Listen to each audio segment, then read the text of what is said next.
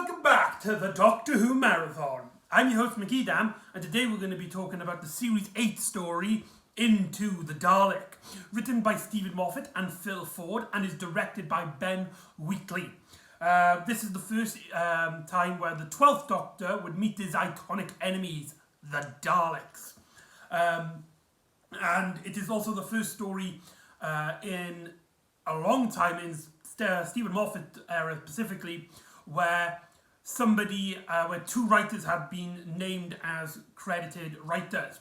And in both cases, in this one and the last story that was Waters of Mars, it was Phil Ford and the writer at the showrunner at the time. At that time it was Russell T Davies. At this time now it is Stephen Moffat. And I think the reason he did that is because most of the Dalek stories that have been written in the Stephen Moffat era have been heavily criticised, if not outright banned, with Victory of the Daleks, their cameos in The Big Bang and The Wedding of River Song were both equally criticised. Their cameo, not really them stories, but those cameos specifically were criticised. And Asylum of the Daleks is also a story that was heavily criticised at the time. And so I felt like Stephen Moffat bringing Phil Ford in, whose last story, he's done a lot of Sarah Jane adventures, and all of them were critically acclaimed. But the last story he did was Waters of Mars, which is one of the best stories that you will ever see. So it does kind of make sense. And Ben Wheatley, of course, directed the last episode, Deep Breath. So it made a much more guidance into the start of the 12th Doctor era. Ben Wheatley basically decided what the 12th Doctor would appear to the audience as the first two introductions with him, especially in this story, which is the first true introduction, as the 12th Doctor didn't really have much of screen time in his first story. So this is the true, proper 12th Doctor adventure. To start with Peter Capaldi as the 12th Doctor. Absolutely an amazing guy. Now before I begin, two things. One, this is what it looks like on my shelf. I've printed out a Region 2 DVD cover. However, I don't actually own the actual episode. I burnt it on a DVD. I will plan on getting the story later down the line. But this is actually one I've edited down because there was a lot of scenes, specifically in the first half, revolving around Clara at her school that I really didn't like. So I cut that down to get straight from the pre-credit sequence with Clara meeting the Doctor in the closet.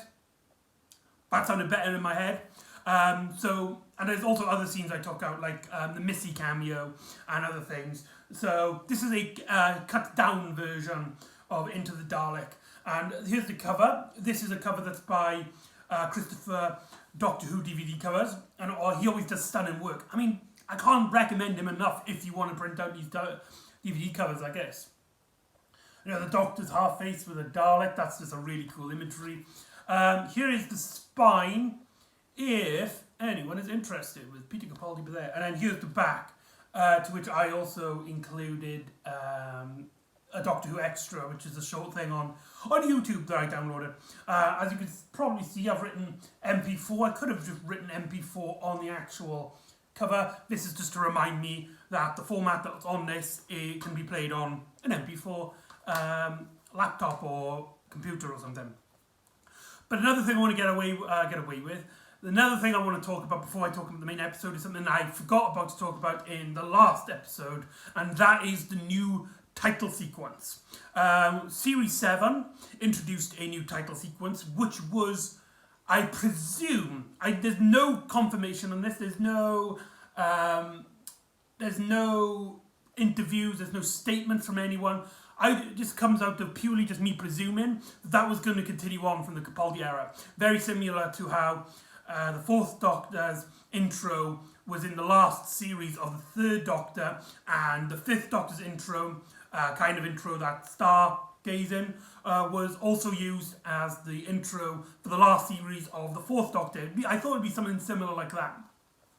However, if you've been following the vlogs, you would know that that intro was actually heavily criticised when it came out, mainly from graphic design experts and people who are very entwined to like visual effects like this. Which is strange because I too have a history with visual effects, and I personally really loved them, but that's beside the point. So yeah, it was heavily criticised. A lot of people seem to not mind it, apart from, like I said, the visual graphics crowd. And so they actually going a new intro for the 12th Doctor from his first episode all the way up to his final story. Now, what's really important, really cool about this, is that this intro was actually made by a fan. It was on YouTube. It was created by this fan, whose name escapes me at the moment.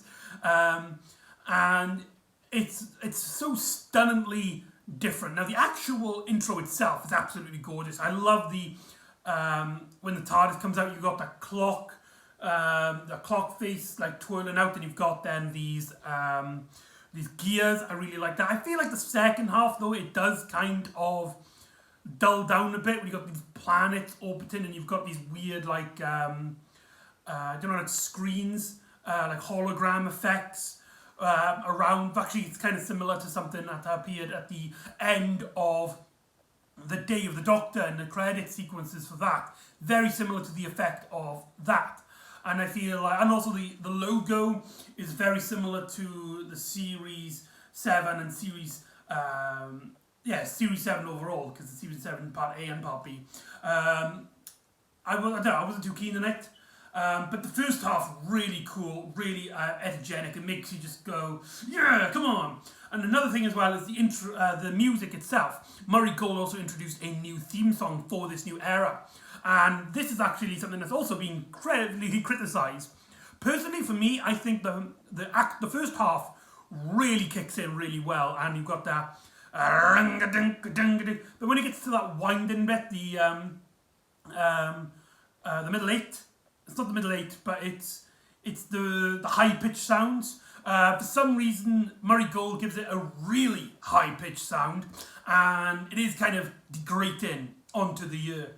But yeah, that first half, really like it. So now that's out of the way, let's actually talk about this episode at hand. There's not really much to talk about. It's not really a plot-heavy story, but we could, there's things to tackle about. And the first half of the episode and the pre-credit sequence really shows the stunningness of this era, as we see a character, soldier, Journey Blue, played by Zawi Ashton, who, fun fact, will play the villain, or has played the villain, depending on when this video is released, to the Marvels, the newest Marvel movie, that's a sequel to Captain Marvel. That's a strange observation, but there you go.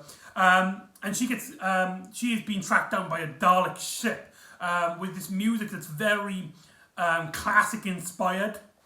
Reminds me a lot of the music from the 80s Doctor Who, if not just sci-fi around the 80s, which there will be little hints of this in the 12th Doctor era. And that ship gets destroyed. However, Journey gets teleported into the TARDIS as the Doctor dematerializes the TARDIS around her. However, fails to save the other passenger, which turns out to be Journey Blue's brother. And we get this really great confrontational Doctor here. I love the line where Journey is just like, my brother died. And the Doctor's just like, his sister didn't. Be grateful. Or something like that.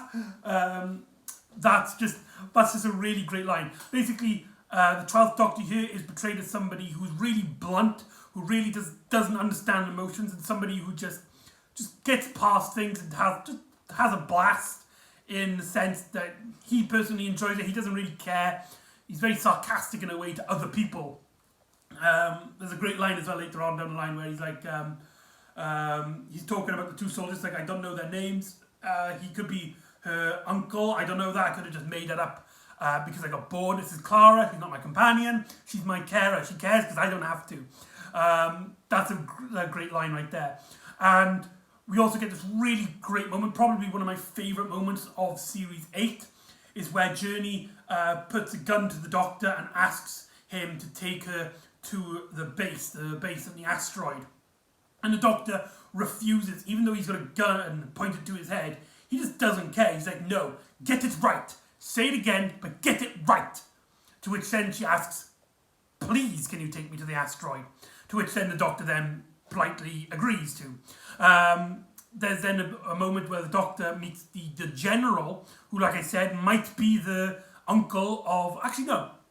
It's really strange. The Doctor kind of mentions this, and halfway through the episode, Journey just starts calling this guy Uncle. It's just really strange observation, personally. But, yeah. And they basically state that they don't take any prisoners. However, they do have one prisoner. And this prisoner needs medical assistance, as the Doctor is taken to this room, a medical room, where he gets face to face with a Dalek. A Dalek that has seemingly lost its conscience of being a Dalek. As when it's confronted with the Doctor, it states that Daleks must die.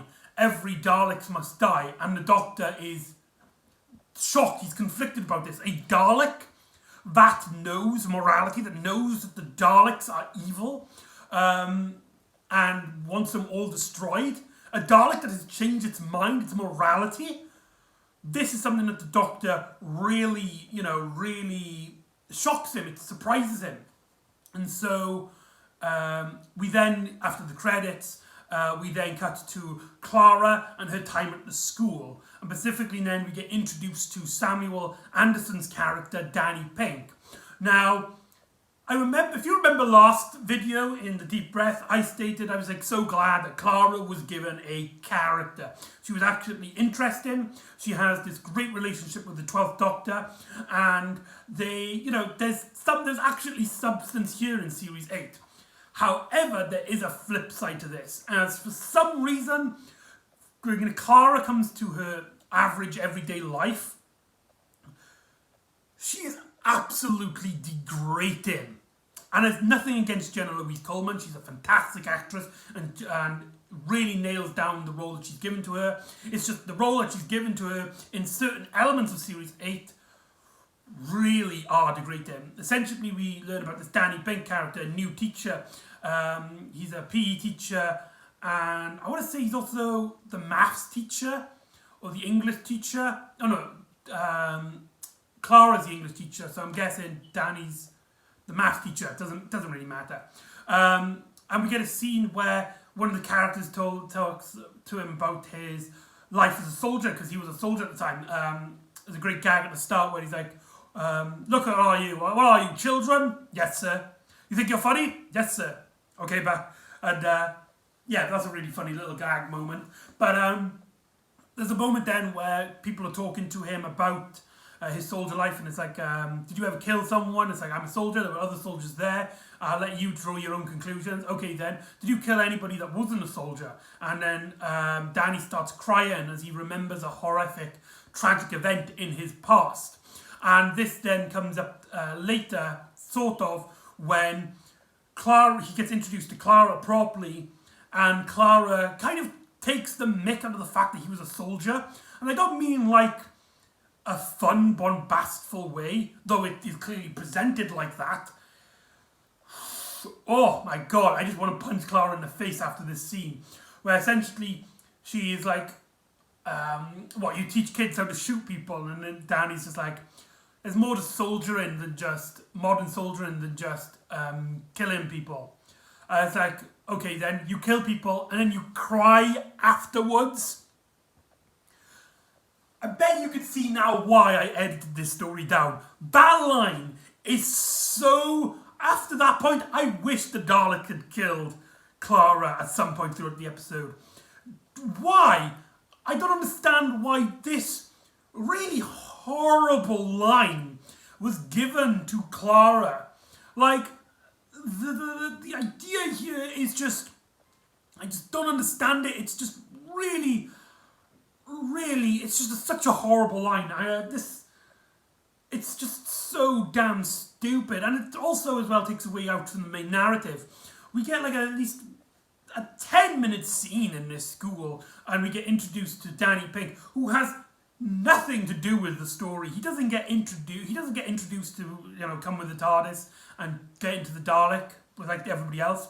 But he's just introduced as, hey, we'll do something with him later, which is annoying when it is just a small little bit and it takes you out of the narrative, which does happen later on when Missy arrives, teleporting somebody who dies into her afterlife, into her garden.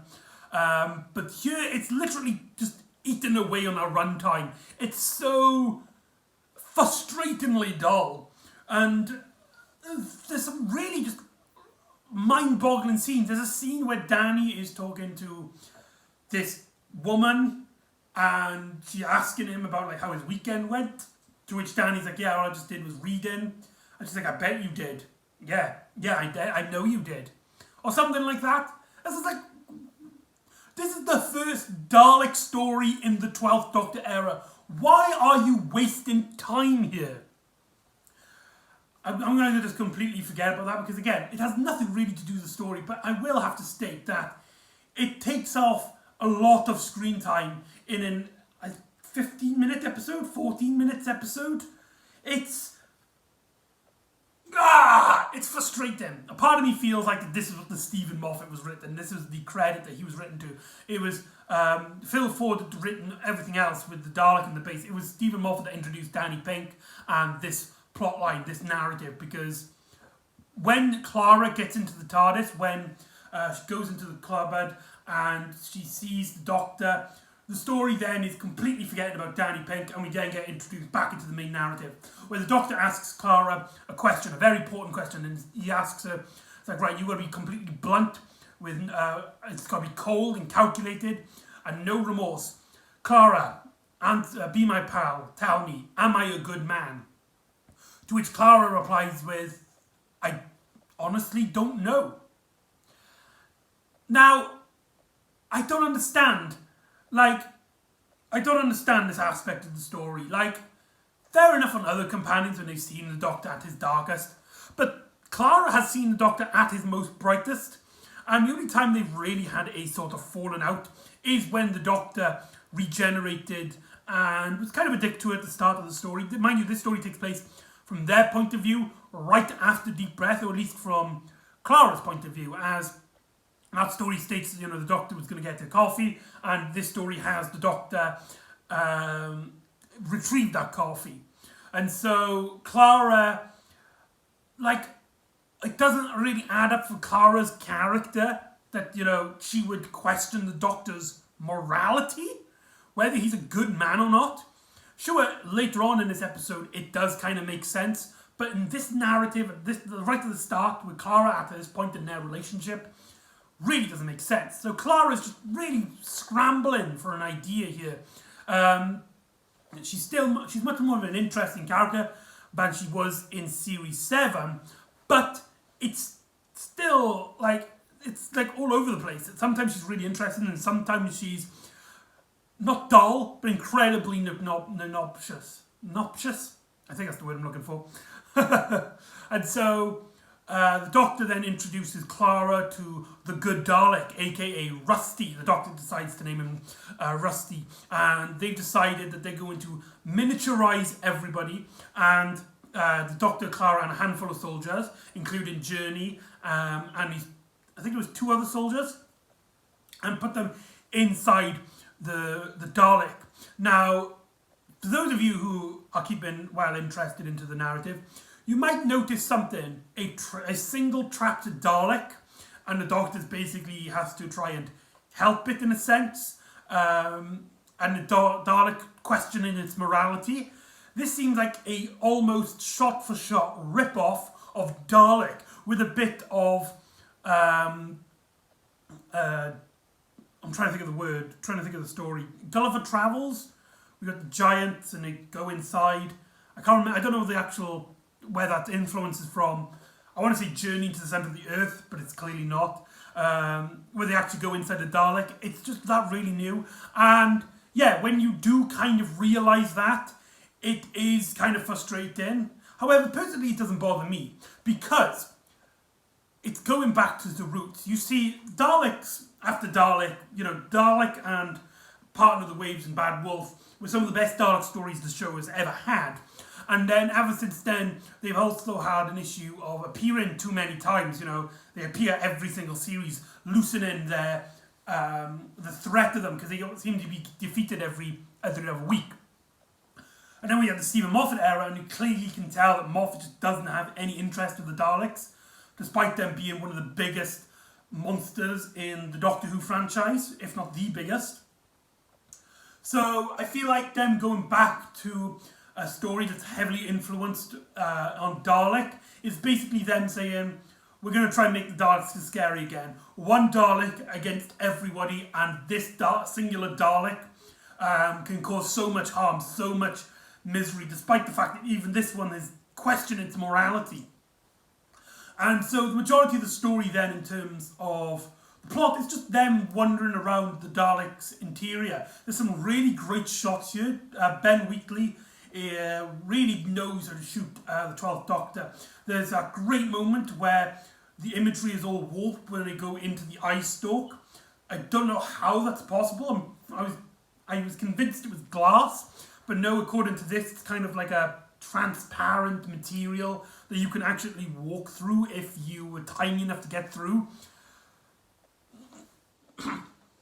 And they get into the Daleks' eye stalk, and they go around into the TARDIS. There's some really interesting scenes here. There's a bit where the Doctor basically tells them that there is this system, this computer banks, and they have this system where if the Dalek has any sort of morality, anything that goes outside its basic programming, this machinery will put it back in its place, extinguish the flame of any hope or any ambition that a Dalek would have.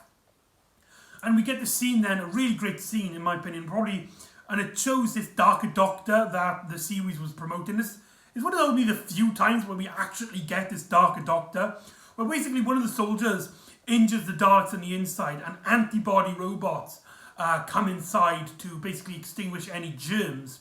And the Doctor, with a comforting face, with a smile, tells this soldier to eat this piece of material. And so he swallows it and is like, what now? And the Doctor's just like, trust me, with a massive grin on his face, giving him a massive comfort, only for that soldier to be absolutely annihilated, turned into dust by the antibodies, and putting it to the food banks, and the Daleks' food banks. And when the soldiers is like, they killed him, I thought you were trying to save him. And the Doctor states, he's dead already, I was saving us. That shows this darker, more calculating Doctor that I think a lot of people were picturing when we had this new, darker 12th Doctor and the advertising. In fact, one of the lines in the advertising for Series 8, some of the lines come straight out of this story. I see into your soul, Doctor. I see beauty, divinity, hatred. That comes from this story with Rusty later on. But yeah, there's not really much in terms of character and plot here. You just get some few interesting scenes, like when they go into the food banks and they're absolutely like soaking. And there's a great line where it says like, is that soldier just died, is he here? And the Doctor says, yeah, he's the top player if you want to say any last words. And then the Doctor kind of points out like why they're here, why they followed the antibodies to these food pots, because this is where everything is dead. So presumably it's one of the weakest points in the Dalek's digestive system. So this is the more weaker point, so they can go through the Dalek now undetected.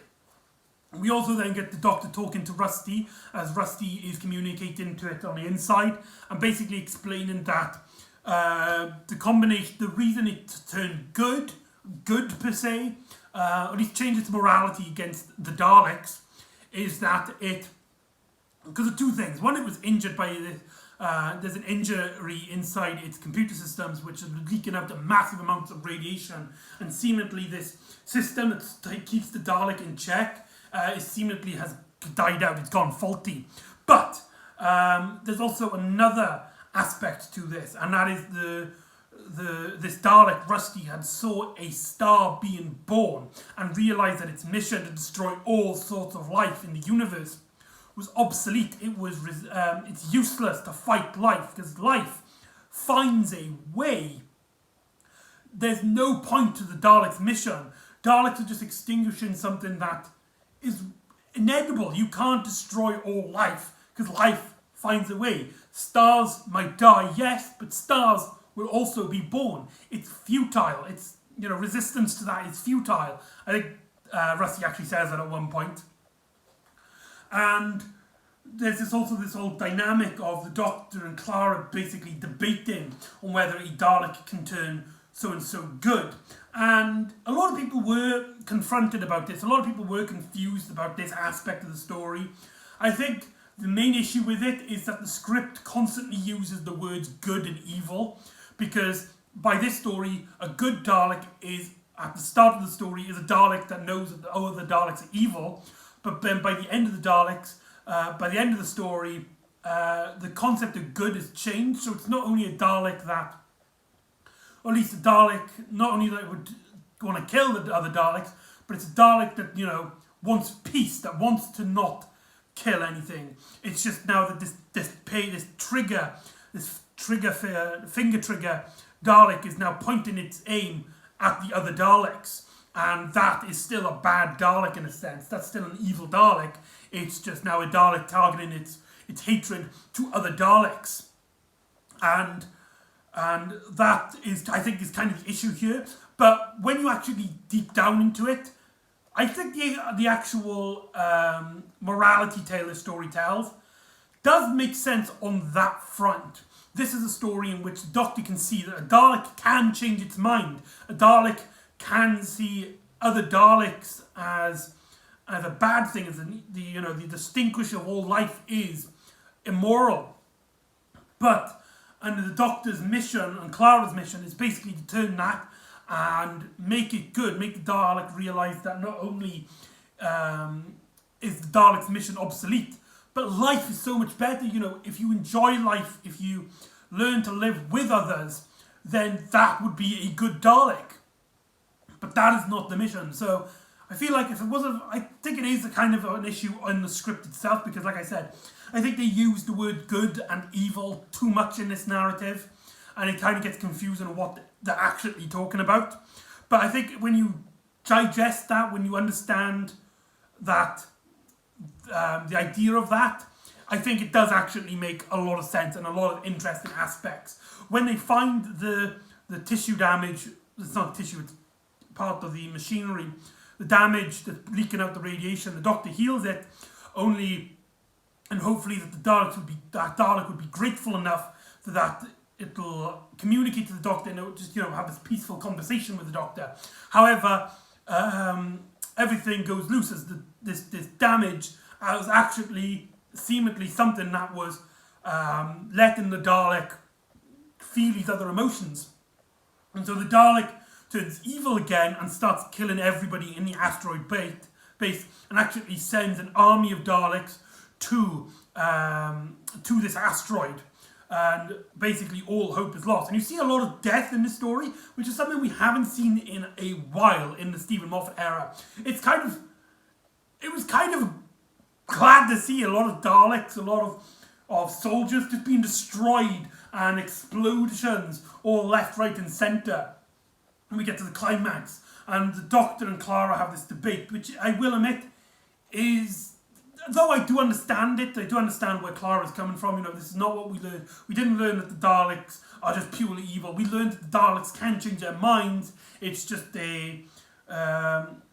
we need to get rid of certain aspects of the Daleks in terms of its memory banks to try and change its mind. And the Doctor's like, that's a brilliant idea. So Clara, you go up there and you turn off those systems, whilst I go to Rusty and show it something which will remind itself of how amazing and beautiful life is.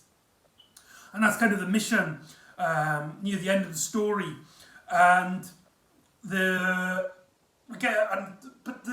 actual conclusion to this, how they came up to this idea anyway, I don't actually like. Where Clara just kind of slaps the Doctor's like, this is the face I'm going to give you when I slap you, and slaps the Doctor. And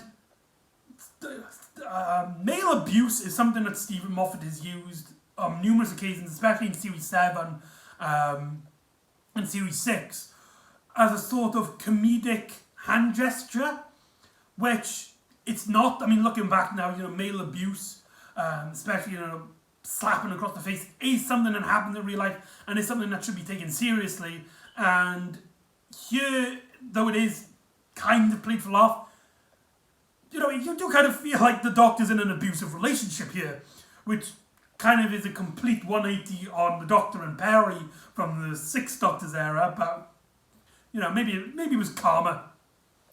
I don't know. But, yeah, the slap was just really painful to look on a retrospective, when we've learned more about life and we see that and we're just like, that's completely wrong. And the story kind of promotes it as a kind of, the Doctor deserved it because, he saw that the Daleks could only be evil. But the Doctor basically learns from Clara in the discussion with the exception of the slap is that we can change a Dalek's mind. We did learn that the Dalek had changed its mind until they fixed it. So that's their mission. The stuff with Clara and Journey isn't that interesting. One soldier actually sacrifices herself, shoots a wire so that Clara and Journey can get to the top of the Dalek so they can get to that computer system again.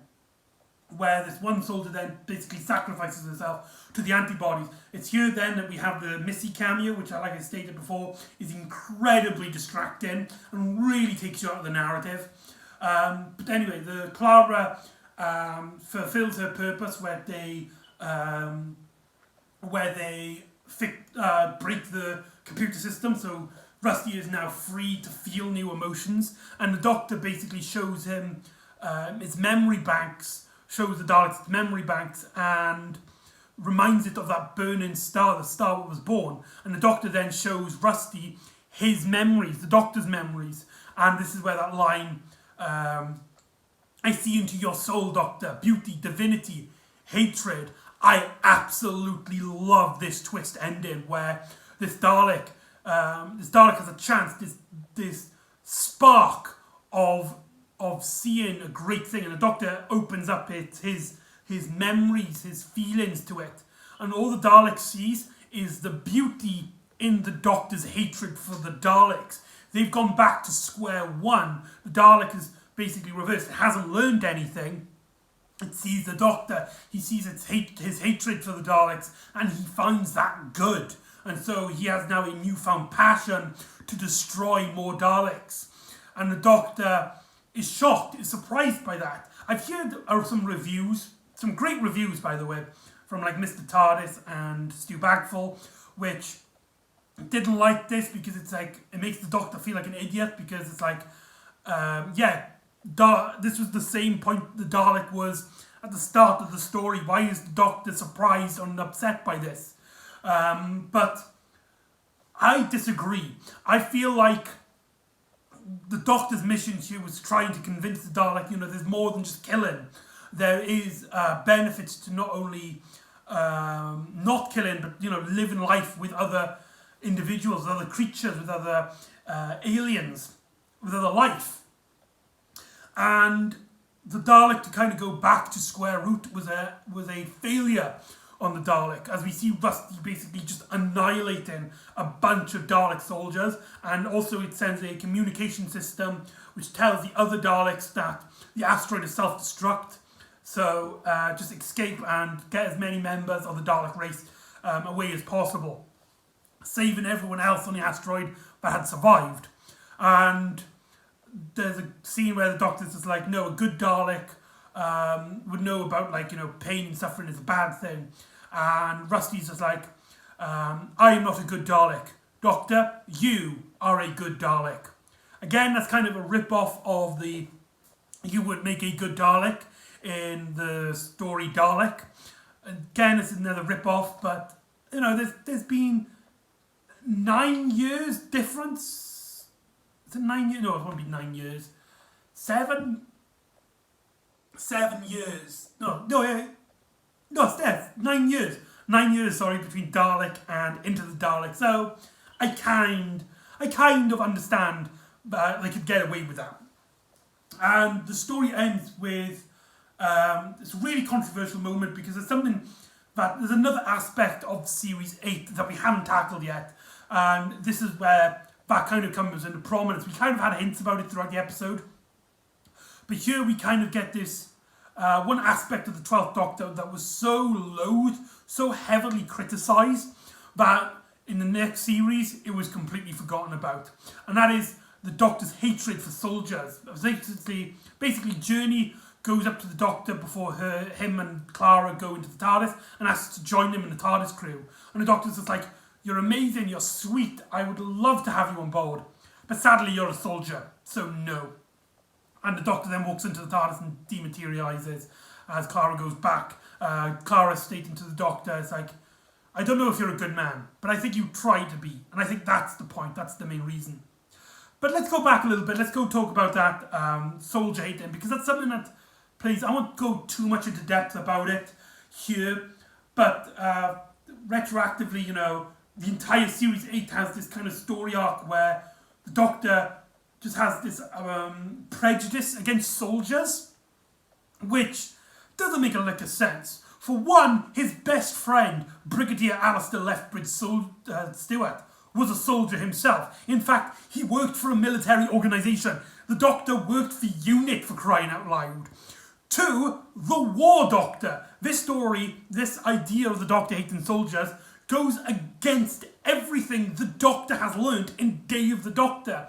That morality tale, the tale of a soldier, you know, that's feeling with the guilt, with the suffering of his actions during a supposed war. The moral of that story in Day of the Doctor is that, you know, soldiers are like our people too, and we should, you know, look after and care for them. And, you know, the pain it costs when you are alone and you don't get to talk about that stuff, and the development you have when you do talk about it and you do comfort and you know, come together to help soldiers, you know, deal with that, because, you know, soldiers live a terrible life. They don't do it for fun. And then the 12th Doctor, literally the Doctor who was introduced a story after Day of the Doctor, hates soldiers. Now, in interviews behind the scenes, Stephen Moffat actually tried to explain this. Yeah, it's complete bullcrap. He basically states that because the Doctor did find another way, but the Doctor did find a solution to Day of the Doctor, that he basically had learned that soldiering is a completely useless and completely null and void, because you will always find a way out. So, yeah, what I was saying about Day of the Doctor, that technically hurt the canon more. It justifies stupid morality choices like this. And that's it to the Dalek. Overall, a lot of scenes in here really are degrading. The scene with Clara and Danny, absolutely painful to watch. The Missy bit was really distracting, and the whole Doctor being aggressive against soldiers, really just, it's kind of painful to watch, and it is something I think really hurts the story. However, I have a copy of it which is cut down and took out those elements, so the story's a lot more focused. It's a lot more onto the idea of the Dalek and stuff. And though, yes, it is a rip-off of other better Dalek stories like Evil of the Daleks and Dalek, I feel like because it's borrowing from the good episode of Dalek stories, that when it is focused, when it is on a tight narrative, the story, I think, is actually really well handled and really shows Peter Capaldi's strengths as the 12th Doctor, and as well as Clara Oswald's, Jenna Louise Coleman's acting. Although, like I said, she has a lot of degrading scenes as well. Basically, what I'm saying is, there are some really painful scenes here, but if you can blank those out of your memories to focus on the good stuff, there's actually a lot great stuff to enjoy here. And that is into the Dalek. So join me next time when Clara asks the Doctor to take her to a specific moment in space and time where she will meet her icon. However, the Doctor is stating that there's no such thing. There's no such thing as Robin Hood. So join me next time for the Robots of Sherwood. And I'll see you next time on the Doctor Who Marathon. Ta-da!